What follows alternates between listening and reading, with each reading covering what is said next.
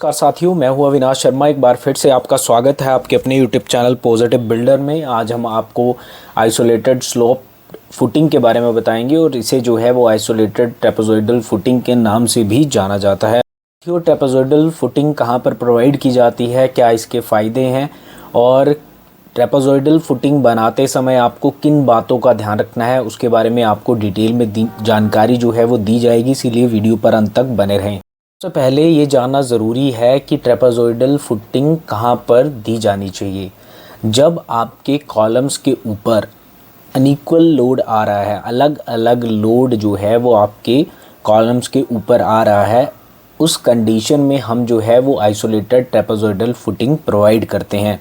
आपको इसकी शेप के बारे में बता दूं तो आइसोलेटेड फुटिंग जो है वो डिज़ाइन करते हैं जैसे कि आपके स्ट्रक्चर के ऊपर कितना लोड आ रहा है उस हिसाब से डिज़ाइन की जाती है। और इसकी शेप जो है वो तीन तरह की, मेनली तीन शेप जो है वो तीन शेप में ये फुटिंग बनाई जाती है। स्क्वायर में भी हो सकती है, रेक्टेंगुलर में भी हो सकती है और सर्कुलर शेप में भी हो सकती है।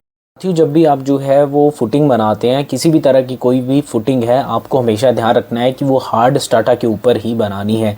चाहे हमें बहुत ज़्यादा डीप गहराई में जाना पड़े, ज़्यादा एक्सकावेशन करनी पड़े, तो वहाँ पर आपको कॉम्प्रोमाइज़ नहीं करना है। और साथ ही साथ जो है वो मिनिमम डायामीटर ऑफ बार जो है वो 12 mm होनी चाहिए या फिर उससे ज़्यादा जो है डायमीटर की बार का इस्तेमाल करें। 10 mm की आप बार का इस्तेमाल नहीं कर सकते, मिनिमम 12 mm और उससे ज़्यादा डायमीटर की बार का ही इस्तेमाल हम करेंगे।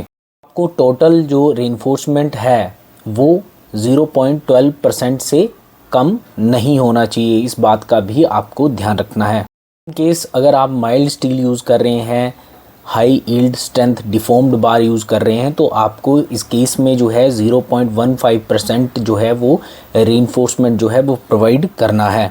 और आइसोलेटेड ट्रेपेजोइडल फुटिंग में जो स्लोप है वो 45 डिग्री होना चाहिए, इस बात का भी आप जो है वो फुटिंग बनाते समय ध्यान रखें। जो सारी जानकारी है वो as per Indian standard code के अनुसार है। तो साथियों, आप बात करेंगे कवर ब्लॉक्स की, तो हमें कवर ब्लॉक या फिर कितना क्लियर कवर प्रोवाइड करना है, तो फुटिंग में जो है वो 50 mm जो है वो आपको कवर प्रोवाइड करना है। स्टील और आपके जो नीचे पीसीसी होगी या फिर शटरिंग होगी, उसके बीच का जो डिस्टेंस है वो हमें 50 mm जो है उसमें कवर ब्लॉक्स प्रोवाइड करने हैं। मैं इसके एडवांटेज के बारे में अगर आपको बताऊं तो आइसोलेटेड फुटिंग जो है वो इकोनॉमिकल है, इसमें जो है वो कम खर्च आता है, कंस्ट्रक्शन जो है वो आसान है इसकी, और साथ ही साथ जो है वो ज़रूरी नहीं है कि स्किलफुल पर्सन ही इसे जो है या फिर स्किल्ड मैशन ही इसे जो है वो बना सके।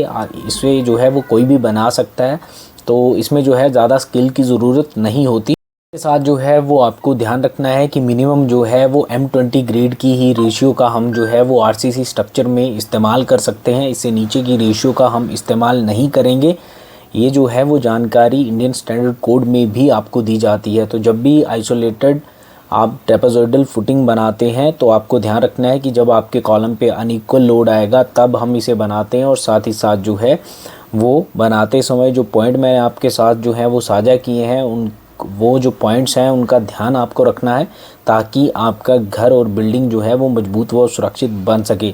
अब यहाँ पर 7 कॉलम है, आप चाहते तो सोच रहे होंगे कि हम जो है वो स्ट्रैप फुटिंग या फिर कंबाइंड फुटिंग भी बना सकते थे, लेकिन जब मैंने आपको बताया पहले भी, तो मैं फिर से एक बार रिपीट कर देता हूँ कि इन दोनों कॉलम्स में जो है वो अनइक्वल लोड आया है और उस लोड को रजिस्ट करने के लिए, ताकि आपकी बिल्डिंग में सेटलमेंट ना हो, तो आपको जो है वो यहाँ पर इस तरह से ट्रेपेजोइडल फुटिंग प्रोवाइड करनी होती है।